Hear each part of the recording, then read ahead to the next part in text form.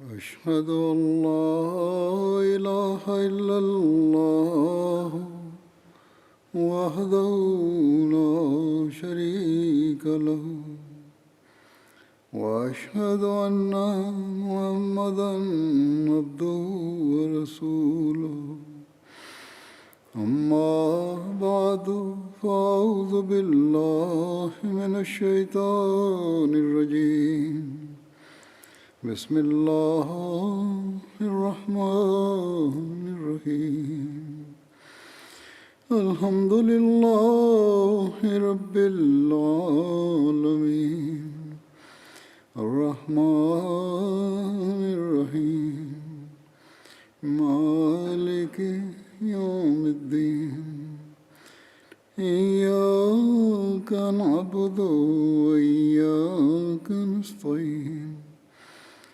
اهدنا الصراط المستقيم صراط الذين أنعمت عليهم غير المغضوب عليهم ولا الضالين.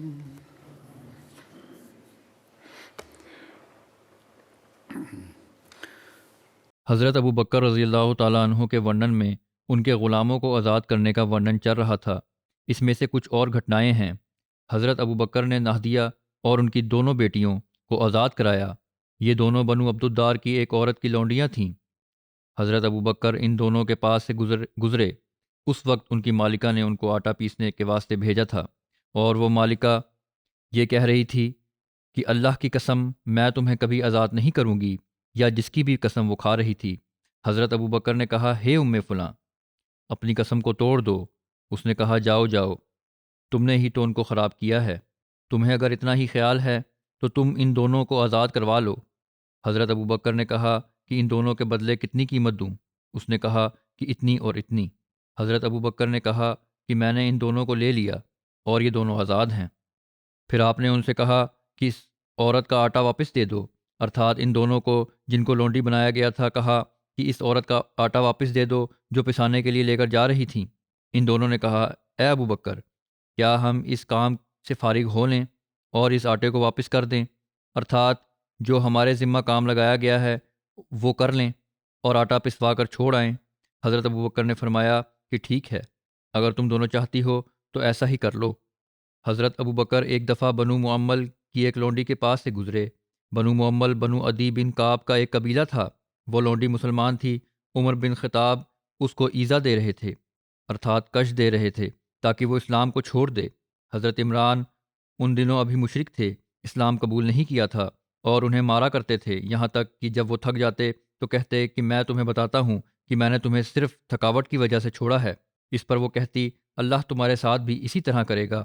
پھر حضرت ابو بکر نے اسے بھی خرید کر آزاد کر دیا تھا۔ ایک روایت میں ہے کہ حضرت ابو بکر کے والد ابو قحافہ نے ان سے کہا کہ ہے میرے بیٹے، میں دیکھتا ہوں کہ تم کمزور لوگوں کو آزاد کرا دیتے ہو۔ اگر تم ایسا کرنا چاہتے ہو جو تم کر رہے ہو تو تم طاقتور مردوں کو آزاد کرواؤ تاکہ وہ تمہاری حفاظت کریں اور وہ تیرے ساتھ کھڑے ہوں۔ راوی کہتے ہیں کہ حضرت ابو بکر نے کہا کہ اے میرے پیارے باپ، میں تو کیول اللہ کی رضا چاہتا ہوں۔ عطا کچھ ویاخیاکار علامہ قرطبی اور علامہ آلوسی اتیادی کہتے ہیں کہ نمن لکھت آیات اللہ تعالیٰ نے حضرت ابو بکر کے اسی کارے کی وجہ سے آپ کی شان میں نازل کی ہیں۔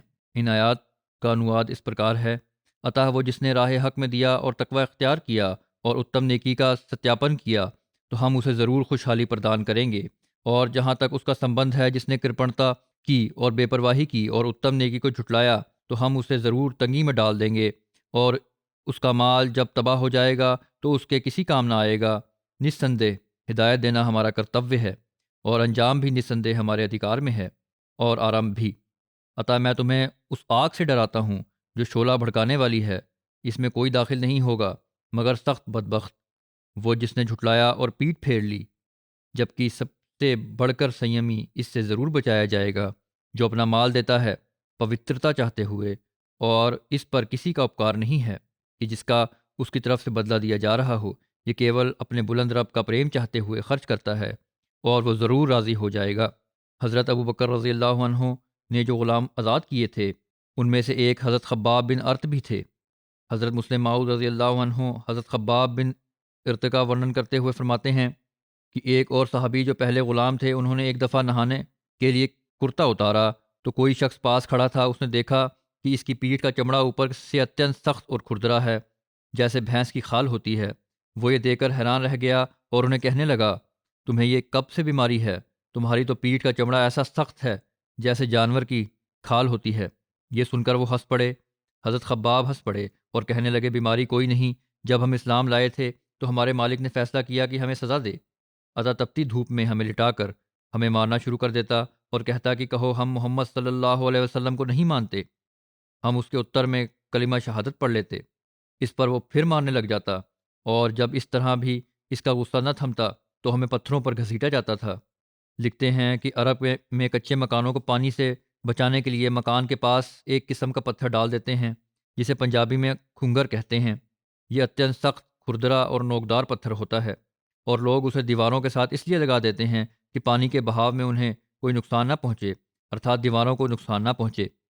تو وہ صحابی کہنے لگے کہ جب ہم اسلام سے انکار نہ کرتے اور لوگ ہمیں مار مار کر تھک جاتے تو پھر ہمیں ٹانگوں میں رسی باندھ کر ان کھردرے پتھروں پر گھسیٹا جاتا تھا، اور جو کچھ تم دیکھتے ہو اسی مار پیٹ اور گھسیٹنے کا نتیجہ ہے۔ سالہ سال تک ان پر اتیاچار ہوا۔ انتتہ حضرت ابو بکر رضی اللہ عنہ سے یہ بات سہن نہ ہو سکی اور انہوں نے اپنی جائیداد کا بہت سا حصہ بیچ کر انہیں آزاد کرا دیا۔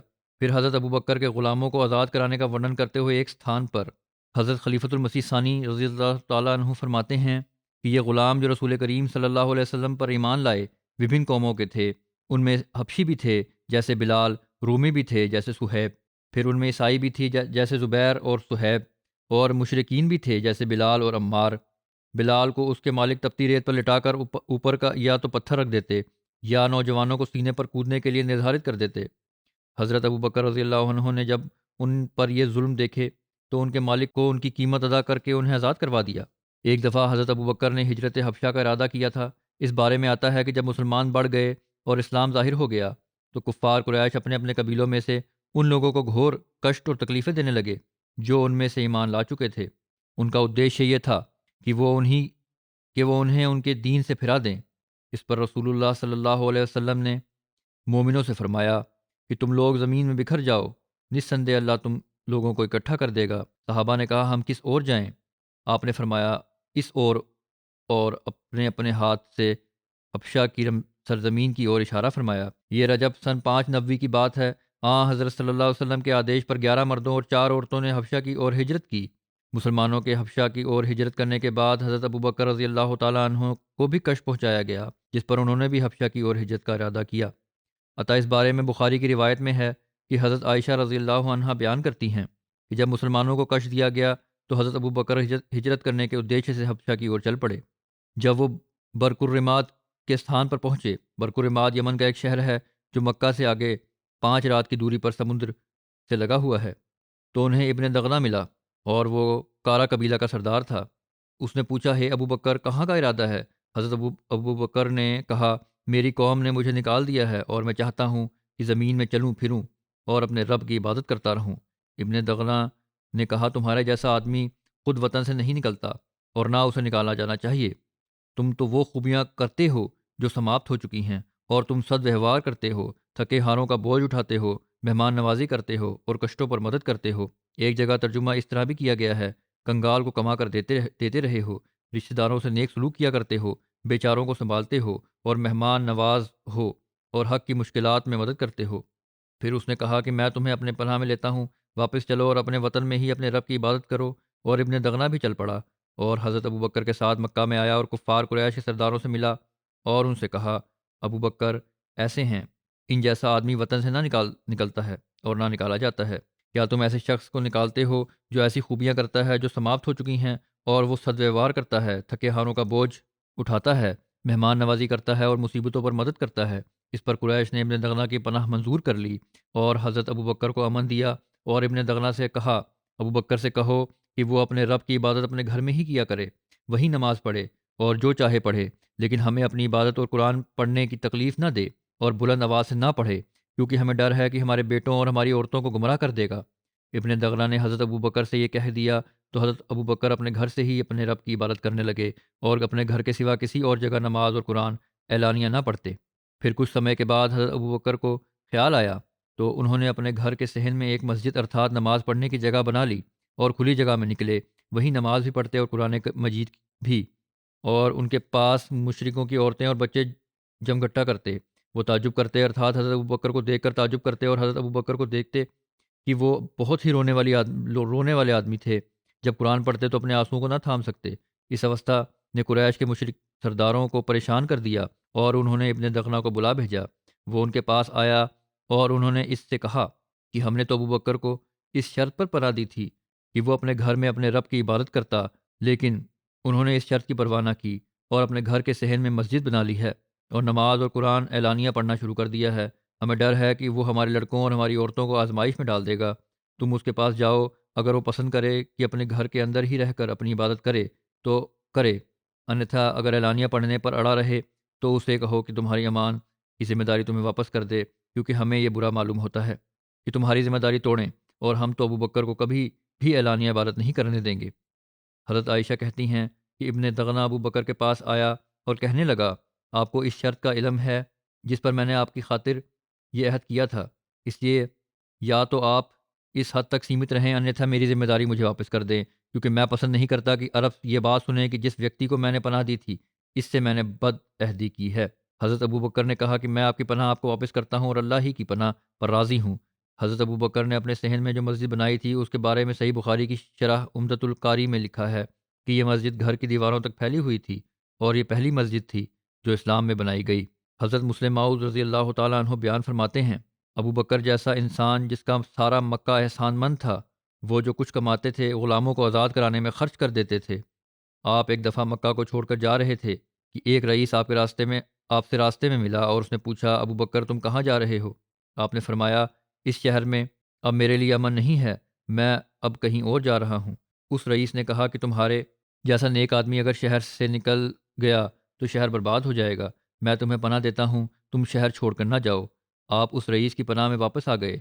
آپ جب صبح کو اٹھتے اور قرآن پڑھتے تو عورتیں اور بچے دیوار کے ساتھ کان لگا لگا کر قرآن سنتے، کیونکہ آپ کی آواز میں بڑی نرمی، آدرتا اور درد تھا، اور قرآن کریم کیونکہ عربی میں تھا، ہر عورت مرد بچہ اس کے ارتھ سمجھتا تھا اور سننے والے اس سے پربھاوت ہوتے تھے۔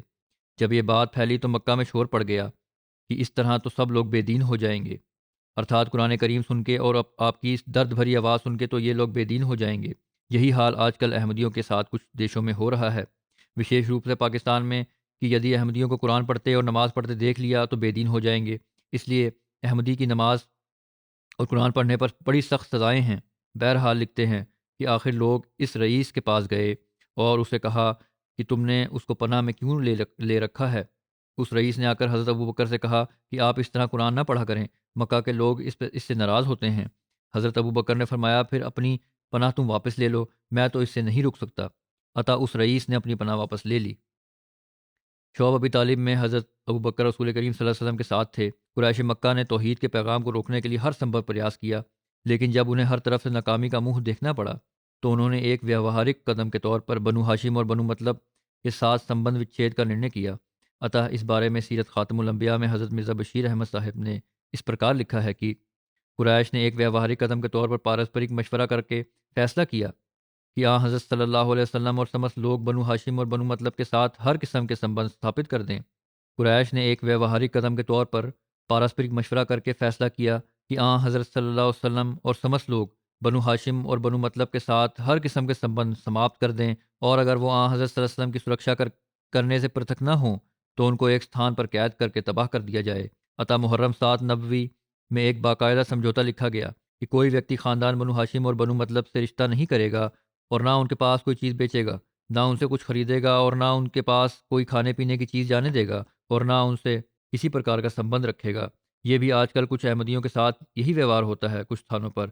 بہرحال جب تک آگے لکھتا تھا اس میں کہ جب تک کہ وہ محمد صلی اللہ علیہ وسلم سے الگ ہو کر آپ کو ان کے حوالے نہ کر دیں۔ یہ سمجھوتا جس میں قریش کے ساتھ قبائل بنو کنانا بھی شامل تھے باقاعدہ لکھا گیا، اور تمام بڑے بڑے روسا کے اس پر ہستاکشر ہوئے، اور پھر وہ ایک اہم قومی عہد نامہ کے طور پر کعبہ کی دیوار پر لٹکا دیا گیا۔ عطا حضرت صلی اللہ علیہ وسلم اور سمس بنو ہاشم اور بنو مطلب کیا مسلم اور کیا کافر سوائے حضرت صلی اللہ علیہ وسلم کے چچا ابو لہب کے، جس نے اپنی شترتا کے جوش میں قریش کا ساتھ دیا، شعیب ابی طالب میں جو ایک پہاڑی درہ کے روپ میں تھا قید ہو گئے، اور اس طرح گویا قریش کے دو بڑے قبیلے مکہ ساماجک جیون سے عملاً بالکل پرتھک ہو گئے، اور شعیب ابی طالب میں جو گویا بنو ہاشم کا خاندانی درہ تھا قیدیوں کی طرح نظر بند کر دیے گئے۔ کچھ گنتی کے دوسرے مسلمان جو اس سمے مکہ میں موجود تھے وہ بھی آپ کے ساتھ تھے۔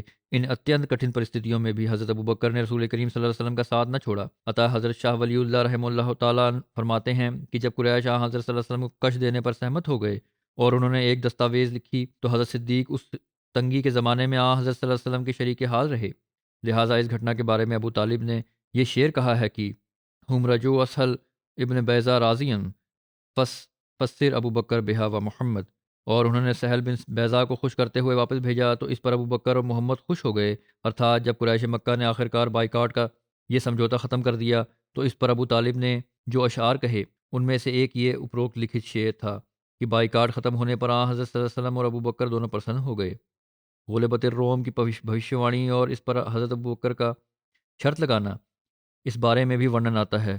حضرت ابن عباس سے اللہ تعالیٰ کے آدیش علم غلبت الروم فی ادنی الارض کے بارے میں روایت ہے۔ انہوں نے کہا کہ غلبت اور غلبت، وہ کہتے ہیں کہ مشرکین پسند کرتے تھے کہ فارس کے لوگ روم کے لوگوں پر وجئی ہو جائیں کیونکہ یہ اور وہ بت پرست تھے، اور مسلمان پسند کرتے تھے کہ روم اہل فارس پر غالب آ جائیں اس لیے کہ وہ اہل کتاب تھے۔ انہوں نے اس کا ورنن حضرت ابو بکر سے کیا اور حضرت ابو بکر نے رسول کریم صلی اللہ علیہ وسلم سے اس کا ورنن کیا تو آپ نے فرمایا وہ اوشیہ وجئی ہو جائیں گے۔ حضرت ابو بکر نے اس کا ورنن ان سے کیا تو انہوں نے کہا کہ ہمارے مدھے اور اپنے مدھے ایک افدی نردھارت کر لو، ارتھات ورودھیوں سے مشرکین سے، اگر ہم وجئی ہو گئے تو ہمارے لیے یہ اور یہ ہوگا، اور اگر تم وجئی ہو گئے تو تمہارے لیے یہ اور یہ ہوگا، ارتھات اس پر شرط لگائی۔ تو انہوں نے 5 سال کی افدی رکھی اور جو وجئی نہ ہو سکے انہوں نے اس کا ورنن نبی کریم صلی اللہ علیہ وسلم سے کیا تو آپ نے فرمایا کہ تم نے اس سے زیادہ کیوں نہ رکھ لی؟ راوی کہتے ہیں کہ میرا خیال ہے آپ کی مراد 10 تھی۔ یہ ترمذی کی روایت تفسیر کی روایت ہے۔ صحیح بخاری کی ایک روایت میں رسول کریم صلی اللہ علیہ وسلم کی 4 ایسی بھوشوانیوں کا ورنن کیا گیا ہے جو کہ بڑی شان کے ساتھ پوری ہوئیں۔ ان بھوشوانیوں میں غلبہ روم والی بھوشوانی بھی ہے۔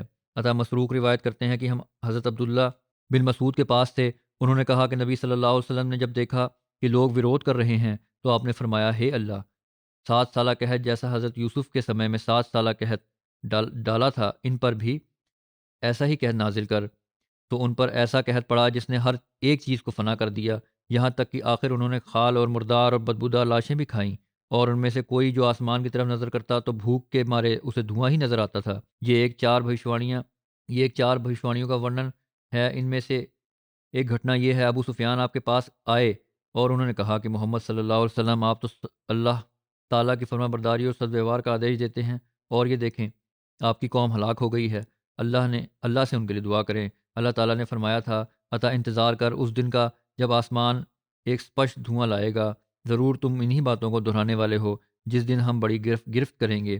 عطا یہ بڑی گرفت بدر کے دن ہوئی۔ عطا دھوئیں کا عذاب اور سخت گرفت اور لزامہ والی بھوشوانی اور روم کی بھوشوانی، یہ سب باتیں ہو چکی ہیں۔ یہ بخاری کی روایت ہے۔ اس حدیث کی شرح میں علامہ بدر الدین عینی غلبہ روم والی بھوشوانی کا ورنن کرتے ہوئے لکھتے ہیں کہ جب اہل فارس اور اہل روم کے مدھے جنگ ہوئی تو مسلمان اہل فارس پر اہل روم کی وجے کو پسند کرتے تھے کیونکہ وہ اہل روم اہل کتاب تھے، جبکہ کفار قریش اہل فارس کی وجے کو پسند کرتے تھے کیونکہ وہ اہل فارس مجوسی تھے اور کفار قریش بھی بتوں کی عبادت کرتے تھے۔ بس اس بات پر حضرت ابو بکر اور ابو جہل کے مد شرط لگ گئی، ارتھات انہوں نے کسی چیز پر آپس میں چند سال کی مدت مقرر کر لی تو رسول اللہ صلی اللہ علیہ وسلم نے فرمایا بزا کا شبد ہے، وہاں کے بزا تو 9 برس یا 7 برس پر چرتھات ہوتا ہے، عطا افدھی کو بڑھا دو۔ پھر حضرت ابو بکر نے ایسا ہی کیا، عطا اہل روم غالب آ گئے۔ اللہ تعالیٰ نے فرمایا علم غلبت الروم فی ادنی الارض وہم من بعد غلبہم سیغلبون فی بضع سنین للہ الامر من قبل ومن بعد ویومئذ یفرح المؤمنین بنصر اللہ۔ ترجمہ یہ ہے کہ ان اللہ علم، علم کا ارتھ ہے میں اللہ سب سے زیادہ جاننے والا ہوں کہ اہل روم پراجت کیے گئے قریب کی زمین میں، اور وہ اپنے پراجت ہونے کے بعد پھر ضرور وجئی ہو جائیں گے 3 سے 9 سال کی افدھی تک۔ حکم اللہ ہی کا چلتا ہے، پہلے بھی اور بعد میں بھی، اور اس دن مومن بھی اپنے وجیوں سے بہت خوش ہوں گے جو اللہ کی سہایتا سے ہوگی۔ اور شعبی کہتے ہیں کہ اس سمے شرط لگانا حلال تھا حضرت مرزا بشیر احمد صاحب نے اس بارے میں لکھا ہے کہ اسلام سے پورو اور اسلام کے آرمبی یگ میں سمست طب دنیا میں سب سے زیادہ طاقتور اور سب سے زیادہ بڑی سلطنتیں دو تھیں، سلطنت فارس اور سلطنت روم، اور یہ دونوں سلطنتیں عرب کے قریب ستھت تھیں۔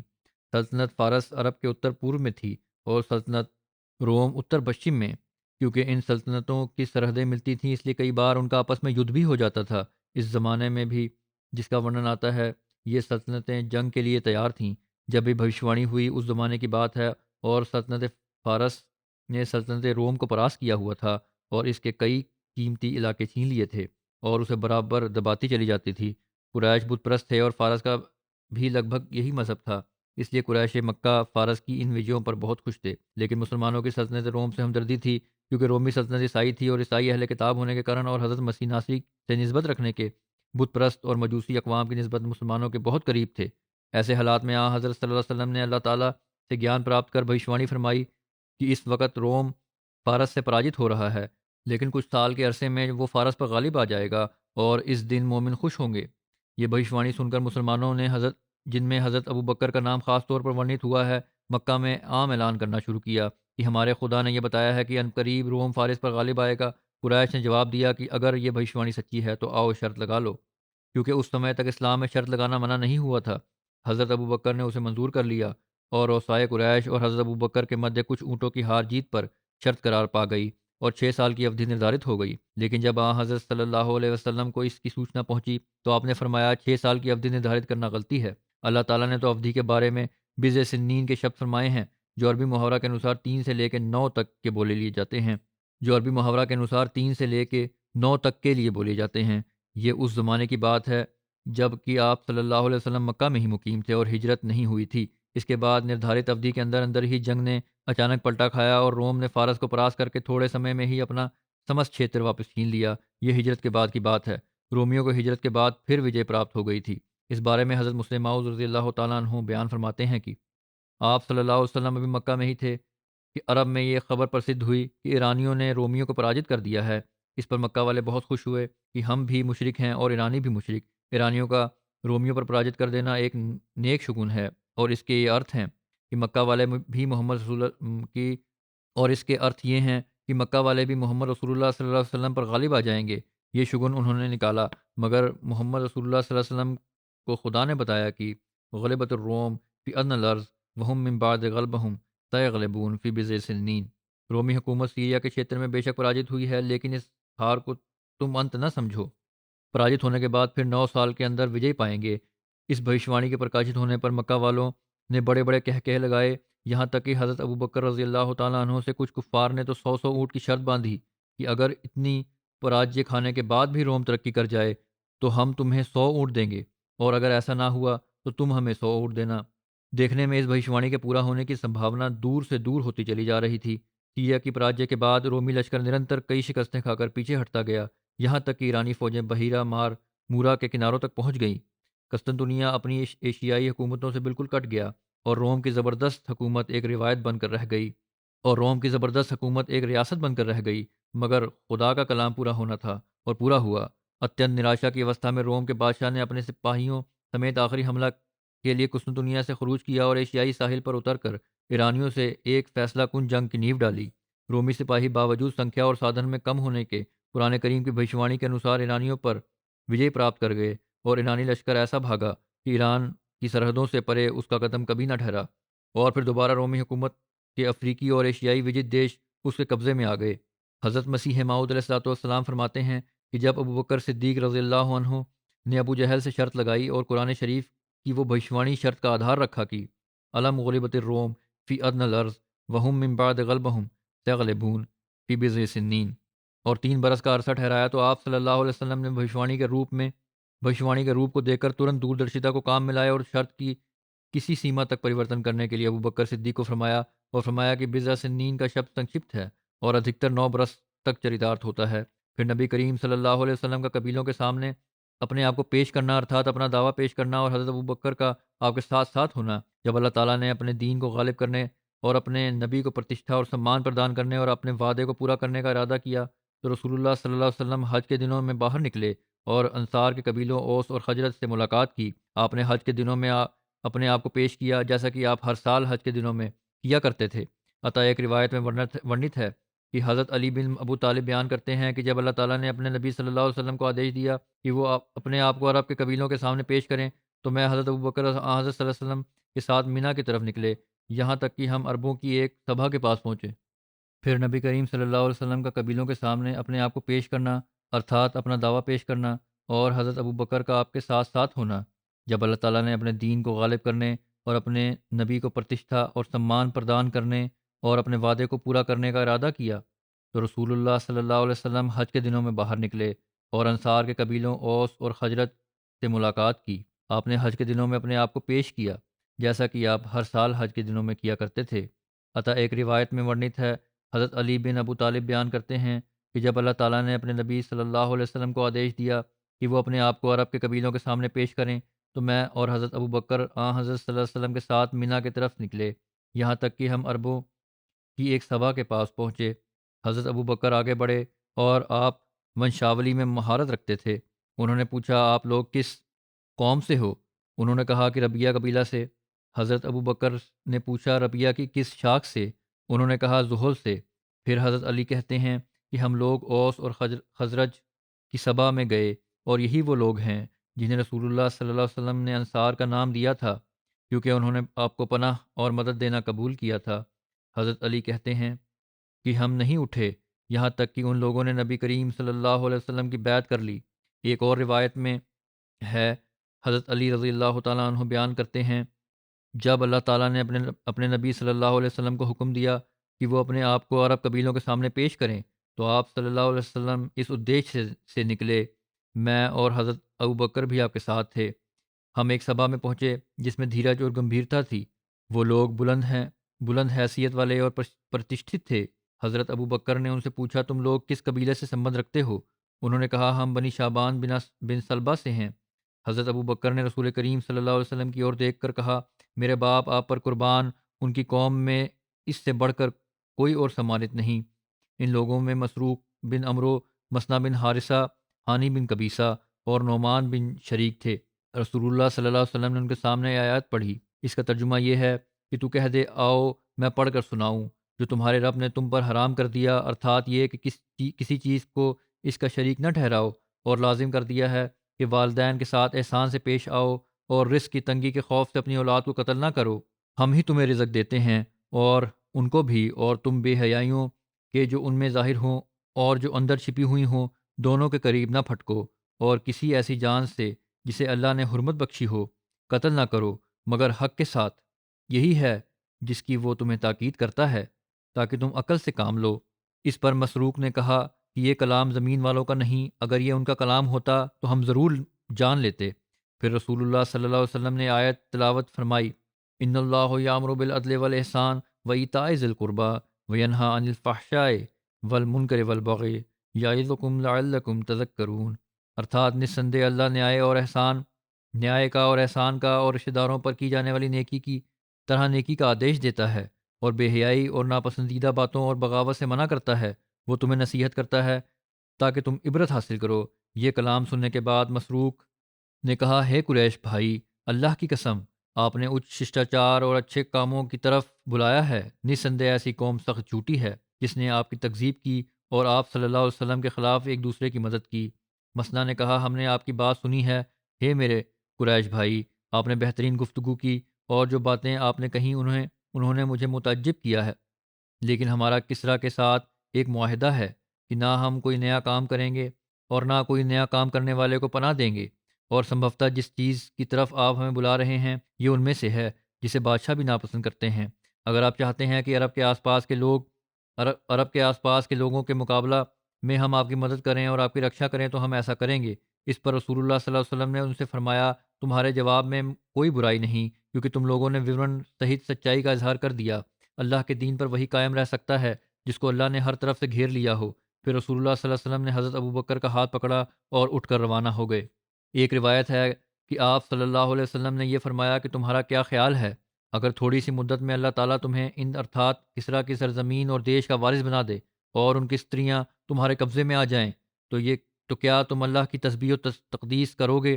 یہ سن کر ان یہ سن کر اس نے کہا کہ الہی ہم تیار ہیں، ارتھات قسم کھائی، خدا کی قدرت دیکھیں کہ حضرت صلی اللہ علیہ وسلم کی یہ بات حرف بحرف پوری ہوئی، اور وہی مثنیٰ جو اس وقت کسریٰ کی طاقت سے اتنا مرعوب تھا کہ اس کی ناراضگی سے اس کی ناراضگی کے ڈر سے اسلام قبول کرنے سے ہچکچا رہا تھا، کچھ ہی دیر بعد حضرت ابوبکر کے عہد خلافت میں اسی کسریٰ سے مقابلہ کرنے والی اسلامی فوج کے سپہ سالار ارتھات یہی مثنیٰ بن حارثہ ہی تھے جنہوں نے کسریٰ کی کمر توڑ کے رکھ دی اور حضرت صلی اللہ علیہ وسلم کی خوشخبریوں کے پاتر بنے۔ اسی طرح ایک حج کے افسر کی روایت یوں ہے کہ جب قبیلہ بکر بن وائل حج کے لیے مکہ آیا تو رسول کریم صلی اللہ علیہ وسلم نے حضرت ابوبکر سے فرمایا کہ ان لوگوں کے پاس جائیں اور مجھے ان کے سامنے پیش کریں، ارتھات تبلیغ کریں، آپ کا دعویٰ پیش کریں۔ حضرت ابوبکر ان لوگوں کے پاس گئے اور نبی کریم صلی اللہ علیہ وسلم کو ان کی سیوا میں پیش کیا تو آپ صلی اللہ علیہ وسلم نے ان کو اسلام کی تبلیغ کی۔ باقی انشاءاللہ آئندہ ورنن ہوگا۔ آج میں افغانستان کے احمدیوں کے لیے دعا کے لیے بھی کہنا چاہتا ہوں، بہت تکلیف سے گزر رہے ہیں، بعض گرفتاریاں بھی ہوئی ہیں، عورتیں بچے اپنے گھروں میں بڑے پریشان ہیں، مرد جو باہر ہیں جو گرفتار نہیں ہوئے وہ بھی بے گھر ہوئے ہیں کیونکہ خطرہ ہے کہ گرفتاریاں نہ ہو جائیں۔ اللہ تعالیٰ ان کے لیے آسانیاں پیدا فرمائے اور ان کو اس مشکل سے نکالے۔ پھر پاکستان کے احمدیوں کے لیے بھی دعا کریں، وہاں بھی سامانیہ روپ سے حالات خراب ہی ہوتے ہیں، کہیں نہ کوئی گھٹنا ہو جاتی ہے جو لوگ احمدیوں کو تکلیف دے رہے ہیں۔ اسی طرح مجموعی طور پر بھی دعا کریں، اللہ تعالیٰ دنیا کو حضرت مسیح موعود علیہ الصلوۃ والسلام کو پہچاننے کی توفیق عطا فرمائے اور ہر شر کو ختم کرے اور دنیا اپنے پیدا کرنے والے کی حقیقت کو پہچان لے۔ اس کے بعد میں کچھ مرحومین کا ورنن کروں گا جن کا جنازہ غائب بعد میں پڑھاؤں گا۔ پہلا ورنن ہے الحاج عبد الرحمن اینن صاحب۔ یہ سابق سیکرٹری امور عامہ اور افسر جلسہ سالانہ تھے، گانا کے گھانین تھے۔ 81 سال کی عمر میں ان کی وفات ہوئی ہے۔ انا للہ و انا الیہ راجعون۔ دونوں والدین ان کے احمدی تھے۔ ان کے والدین نے احمدیت قبول کی تھی۔ مصر سے انہوں نے اچ شکشا پراپت کی اور پھر وہاں سے اچ شکشا پراپت کرنے کے بعد اپنی عملی زندگی کا آغاز کیا اور مختلف کمپنیوں میں، یہاں گھانا میں آ کر بڑی کمپنیوں میں مینیجر کی حیثیت سے کام کیا۔ پھر آپ نے نائجیریا میں بھی کچھ عرصہ کام کیا، پھر اپنی کمپنی انہوں نے خود کھول لی جس کے یہ مینیجنگ ڈائریکٹر تھے۔ بڑے نیک مخلص انسان تھے، انہیں جماعت کی مثالی خدمت کی توفیق ملتی رہی۔ ساری زندگی جماعتی مفاد اور کام کو اپنے ذاتی مفاد پر ترجیح دی۔ مختلف عہدوں پر فائز رہ کر خدمت کی توفیق پاتے رہے۔ ہمیشہ امیر جماعت کی اطاعت اور ہر آواز پر لبیک کہنے میں اپنی سعادت سمجھتے تھے۔ اکثر اوقات صبح پہلے وقت میں مشن آ کر امیر صاحب سے ملتے اور معلوم کرتے، اگر کوئی جماعتی کام ہوتا تو پہلے نپٹاتے اور پھر اپنے کام کے لیے جاتے۔ یہ گریٹر اقرا ریجن کے بڑا لمبا عرصہ صدر رہے ہیں، پھر 89 سے لے کر 98 تک مجلس انصار اللہ کے صدر رہے، پھر سیکریٹری امور عامہ کے طور پر انہوں نے بڑا لمبا عرصہ کام کیا، پھر افسر جلسہ سالانہ کے طور پر ان کو کام کی توفیق ملی اور وفات کے وقت نیشنل ٹرسٹی کی حیثیت سے خدمت کی توفیق پا رہے تھے۔ ہر کسی کی مدد کے لیے ہر وقت تیار رہتے تھے، بہت سخی تھے۔ ہمدردی صرف اپنی فیملی تک محدود نہیں تھی بلکہ اپنی سخاوت عزیز و اقارب رشتہ داروں کے علاوہ افراد جماعت اور بنا کسی مذہب کے بھید بھاؤ کے محلے کے افراد تک پھیلی ہوئی تھی۔ جماعت کے وفادار اور خلافت کے جانثار سپاہی تھے، ہمیشہ جماعتی مفاد کو ہر دوسری چیز پر فوقیت دیتے اور کبھی کسی مخالفت کی کوئی پرواہ نہیں کی۔ تہجد گزار تھے، بڑی باقاعدگی سے تہجد پڑھنے والے تھے اور سفر حضر میں ہر جگہ اس کی پابندی کرتے تھے۔ موسی تھے اور ان میں چندوں میں بڑی باقاعدگی تھی۔ پسماندگان میں اہلیہ کے علاوہ 5 بیٹے اور 5 بیٹیاں چھوڑی ہیں۔ گھانا کے مربی ہیں۔ حافظ مبشر احمد لکھتے ہیں کہ ان میں بہت فراست تھی، بڑی مختصر اور منطقی بات کرتے تھے اور ترنت معاملے کی گہرائی تک پہنچ جاتے تھے۔ بورڈ کی میٹنگ کے دوران ایک دفعہ کہتے ہیں کہ ہر کوئی اپنی رائے دے رہا تھا، ایک معاملہ تھا جس کو طول دیا جا رہا تھا، آپ خاموشی سے سنتے رہے۔ جب ان کی باری آئی تو انہوں نے کہا کہ اس بارے میں خلیفہ وقت کی طرف سے ایک فیصلہ آ گیا ہے، اس لیے ہمیں بحث کرنے کی ضرورت نہیں، کیونکہ جب خلیفہ وقت کی طرف سے فیصلہ آ جائے تو پھر کوئی رائے نہیں دینی چاہیے بلکہ ہمیں اس پر مینوان عمل کرنا چاہیے۔ اس قسم کے مخلصین اللہ تعالیٰ نے دور دراز علاقوں میں بھی عطا فرمائے ہوئے ہیں۔ پھر اگلا ورنن ہے اضیاب علی محمد الجبالی صاحب جو گزشتہ دنوں فوت ہوئے۔ انا للہ و انا الیہ راجعون۔ یہ اردن کی جماعت کے تھے۔ صدر صاحب اردن جماعت لکھتے ہیں کہ انہوں نے 2010 میں بیعت کی تھی۔ اپنے علاقے میں اکیلے احمدی تھے اور یہاں کے رسم و رواج کے مطابق کیونکہ خاوند کے ساتھ اس کی اہلیہ بھی اسی دین پہ آ جاتی ہے اس لیے وہ بھی احمدی ہو گئیں۔ کہتے ہیں کہ حضرت اقدس مسیح موعود علیہ الصلوۃ والسلام اور احمدیت اور خلافت پر مرحوم کا ایمان پہاڑوں کی طرح مضبوط تھا۔ قبول احمدیت کی وجہ سے خاندان اور دیگر مخالفین کی مخالفت کے باوجود مرحوم استقامت کا ایک نمونہ تھے۔ احمدیت اور خلافت کے لیے بڑی غیرت رکھتے تھے اور بڑی قوت سے دفاع کرتے تھے۔ مرحوم کو علم سیکھنے اور تبلیغ کا بہت شوق تھا۔ بسا اوقات رات گئے فون کر کے مسائل کے بارے میں پوچھتے تھے۔ اس طرح ان کے گھر پر مخالفین اور رشتہ داروں کے ساتھ کئی تبلیغی نشستیں منعقد ہوئیں۔ مرحوم شوگر کے مریض تھے اور بڑی زیادہ تکلیف میں تھے، اور اصل میں تو یہ بیماری ہی جان لیوا تھی۔ ان کے بعد رشتہ دار انہیں اس بیماری میں کہتے تھے کہ تمہارا یہ حال احمدیت کی وجہ سے ہوا ہے، تم احمدیت چھوڑ دو تو ہم قیامت کے روز تمہارے حق میں گواہی دیں گے۔ اس پر یہ بڑے جوش سے دعا کرتے ہوئے کہتے کہ ہے خدا، مجھے احمدی مسلمان ہونے کی حالت میں ہی وفات دینا۔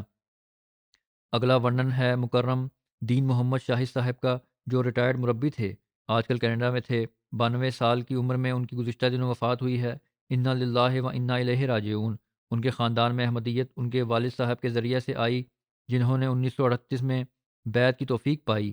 1940 میں ان کے والد ان کو اپنے ساتھ جلسہ قادیان میں لے گئے، جہاں آپ کے والد صاحب نے قادیان کی تعلیمی ماحول اور دینی ماحول سے متاثر ہو کر، اور ان کا بھی شوق تھا پڑھنے لکھنے کا، اس کو دیکھتے ہوئے قادیان میں ہی ان کو 11 سال کی عمر میں حضرت میر محمد اسحاق صاحب رضی اللہ تعالیٰ عنہ کی زیر نگرانی چھوڑا، اور پھر وہیں انہوں نے تعلیم حاصل کی۔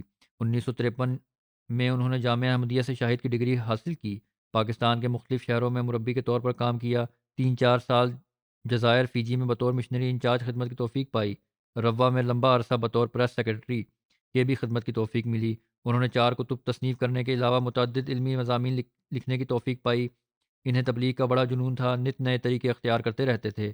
اللہ کے فضل سے موسی تھے۔ پسماندگان میں اہلیہ کے علاوہ 2 بیٹے اور 3 بیٹیاں شامل ہیں۔ اگلا ورنن ہے مکرم میاں رفیق احمد صاحب کا، جو کارکن دفتر جلسہ سالانہ تھے۔ 87 سال کی عمر میں گزشتہ دنوں ان کی وفات ہوئی ہے۔ انا للہ و انا الیہ راجعون۔ ان کے والد کا نام بشیر احمد صاحب تھا۔ قیام پاکستان سے پہلے ہی وہ قادیان سے ہجرت کر کے کوئٹہ آ گئے تھے، اور بطور امیر جماعت کوئٹہ کی ان کے والد کو توفیق ملی۔ میاں رفیق صاحب کے خاندان میں احمدیت کا نفوذ ان کے دادا حضرت ڈاکٹر عبداللہ صاحب صحابی حضرت مسیح موعود علیہ الصلوۃ والسلام کے ذریعے سے ہوا۔ 1960 میں میاں رفیق صاحب نے انجینئرنگ کالج لاہور سے میکینیکل انجینئرنگ میں BSc کیا۔ اس کے بعد پھر یہ مختلف محکموں میں کام کرتے رہے۔ پھر تنزانیہ چلے گئے۔ 10 سال کا تقریباً عرصہ تنزانیہ میں گزارا۔ پھر کچھ عرصہ وہاں کسی کمپنی میں کام کے لیے علاوہ پڑھاتے بھی رہے۔ تنزانیہ میں بھی انہیں سیکرٹری مار کے طور پر خدمت کی توفیق ملی۔ 1986 میں انہوں نے وقف عارضی کے طور پر جلسہ سالانہ کے دفتر میں خدمت بجا لانے شروع کی، اور پھر 1987 میں باقاعدہ دفتر جلسہ سالانہ میں کارکن کی حیثیت سے کام شروع کیا۔ پھر 1999 میں 89 میں زندگی وقف کر کے دفتر جلسہ سالانہ روا کے ٹیکنیکل شعبہ میں بطور ناظم ٹیکنیکل امور خدمت بجا لانا شروع کی، اور تادہ میں آخر اسی خدمت پر معمور رہے۔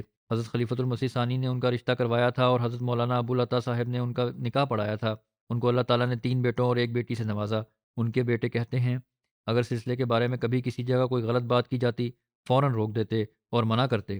خلافت سے آپ کو بے حد پیار تھا۔ ایک دفعہ گھر کے کسی فرد نے یا گھر میں مہمانوں نے ورنن کیا کہ آپ کو جو کوارٹر ملا ہے وہ جماعت کی طرف سے بہت چھوٹا ہے، اگر آپ کہیں تو آپ کو بڑا مل سکتا ہے۔ انہوں نے کہا، مجھے اگر جماعت ٹینٹ میں بھی رکھے گی تو میں رہنے کو تیار ہوں، میں کوئی مطالبہ نہیں کروں گا۔ پھر ان کے بیٹے نے لکھا کہ والد صاحب کی وفات کے بعد ہمیں یہ ان کی خوبی ہمارے علم میں آئی ہے کہ بعض غریبوں کی پوشیدہ طور پر مدد کیا کرتے تھے۔ ان کے چھوٹے بیٹے کہتے ہیں کہ تہجد گزار تھے، قرآن کریم سے محبت رکھنے والے تھے، نرم دل، پیار بھرا لہجہ، ایماندار، سچائی اور بے شمار اعلیٰ خصوصیات کے حامل تھے۔ والد صاحب خلیفہ وقت کی اطاعت اور خلافت سے وفا اور وقف نبھانے کا غیر معمولی جذبہ پایا جاتا تھا۔ یہ میں نے بھی دیکھا ہے۔ ان میں انتہائی شریف النفس انسان، بڑی عاجزی سے ہر کام کرنے والے اور وفا کے ساتھ اپنے بیعت کا حق ادا کرنے والے تھے۔ اسی طرح یہ کوشش ان کی ہوتی تھی کہ جماعت کا پیسہ کسی طرح بچایا جائے اور کس طرح کم سے کم خرچ میں زیادہ سے زیادہ فائدہ اٹھایا جائے۔ انہوں نے بعض روٹی پکانے کی مشینیں بھی ڈیزائن کیں اور ان کے لیے کافی کام کیا ہے روا میں۔ پھر یہ لکھتے ہیں کہ تکلیف یا پریشانی کے وقت میں نے دیکھا ہے ہمیشہ ان میں صبر اور حوصلہ، اکثر دفعہ پریشانی یا تکلیف کے وقت قرآن کریم پڑھتے دیکھا۔ بیماری کے وقت اور وفات کے قبل بھی انہیں ذرا بھی تکلیف کا احساس نہیں ہونے دیا۔ انہوں نے ہر کام بڑی ایمانداری اور جذبہ سے کرتے تھے، پہلے بھی ورنن ہو چکا ہے۔ اگلا ورنن ہے مکرمہ کانتا ظفر صاحبہ کا، جو مکرم احسان اللہ ظفر صاحب سابق امیر جماعت امریکہ کی اہلیہ تھیں۔ گزشتہ دنوں کار کے حادثے میں ان کی وفات ہو گئی۔ انا للہ و انا الیہ راجعون۔ 1941 کی ان کی پیدائش تھی۔ چودھری اعظم علی صاحب ریٹائرڈ سیشن جج ان کے والد تھے۔ ان کے نانا چودھری فقیر محمد صاحب تھے، جو پارٹیشن کے ترنت بعد ان کو بطور ناظر امورامہ خدمت کی توفیق ملی۔ بہت خوبیوں کے مالک اور خوش مزاج خاتون تھیں۔ خلافت سے ہمیشہ وفا کا تعلق اور اس کا بہت اظہار بھی کیا انہوں نے۔ مرحومہ کو قرآن مجید سے بہت عشق تھا۔ حضرت صلی اللہ علیہ وسلم اور حضرت مسیح موعود علیہ الصلوۃ والسلام سے بہت عقیدت تھی۔ اپنے بچوں میں بھی یہی عشق اور عقیدت پیدا کرنے کی کوشش کی۔ اللہ تعالیٰ کے فضل سے موسیہ تھیں۔ پسماندگان میں میاں کے علاوہ 2 بیٹیاں بھی شامل ہیں۔ ایک جوان بیٹا بھی تھا، ان کا جو ایکسیڈنٹ میں کچھ عرصہ ہوا، کئی سال ہو گئے، فوت ہو گیا، اور بڑے صبر سے انہوں نے یہ صدمہ برداشت کیا۔ آسٹریلیا کے مربی انعام الحق کوثر صاحب لکھتے ہیں کہ جب یہ امریکہ تھے، کہتے ہیں قرآن کریم کی کلاسیں لگتی تھی تو باقاعدگی سے شامل ہوتی تھیں اور بڑی دور کا فاصلہ طے کر کے آیا کرتی تھیں۔ یہ پی ایچ ڈی ڈاکٹر تھیں، مگر طبیعت انتہائی سادہ تھی، کسی قسم کا کوئی فخر یا دکھاوا کا پہلو نہیں تھا۔ غریبوں اور حاجت مندوں کا خیال بہت زیادہ رکھتی تھیں۔ مبلغین سے ایک مہربان ماں جیسا سلوک تھا اور بہت عزت اور احترام سے پیش آتی تھیں اور بڑی عاجزی سے سارے کام کرتیں۔ لجنا کو اکثر کہا کرتی تھی کہ جوتے رکھنے کی جگہ جو ہے وہاں جوتے رکھو، اور اگر جو نہیں رکھتا تھا تو خود اٹھا کر یہ کام بھی کر لیا کرتی تھی۔ اس کے علاوہ بھی مسجد کی صفائی وغیرہ کا کام بھی بڑی عاجزی سے کیا کرتی تھی۔ کہتے ہیں کہ تکبر یا دکھاوا نہیں تھا بالکل۔ بہت سادہ لباس پہنتیں، بہت عمدہ طریق سے پیش آتیں، کسی سے کوئی ناراضگی نہیں تھی، ہر ایک سے بہت عمدہ طریق سے پیش آتی تھیں۔ خلافت کی طرف سے ہونے والی ہر تحریک پر لبیک کہتی تھیں۔ اللہ تعالیٰ ان تمام مرحومین سے مغفرت اور رحم کا سلوک فرمائے، درجات بلند کرے، ان کی نسلوں کو بھی ان کے نقش قدم پر چلنے کی توفیق عطا فرمائے۔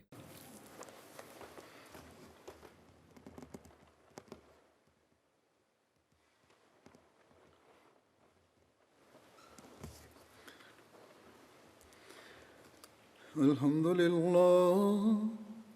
لله نحمده ونستعينه ونستغفره ونؤمن به ونتوكل عليه ونعوذ بالله من شرور أنفسنا ومن سيئات أعمالنا من يهده الله فلا مضل له ومن يضلل فلا هادي له ونشهد أن لا إله إلا الله ونشهد أن محمدا عبده ورسوله عباد الله رحمكم الله إن الله يأمر بالعدل والإحسان وإيتاء ذي القربى وينهى عن الفحشاء والمنكر والبغي يعظكم لعلكم تذكرون اذكروا الله يذكركم وادعوه يستجب لكم ولذكر الله أكبر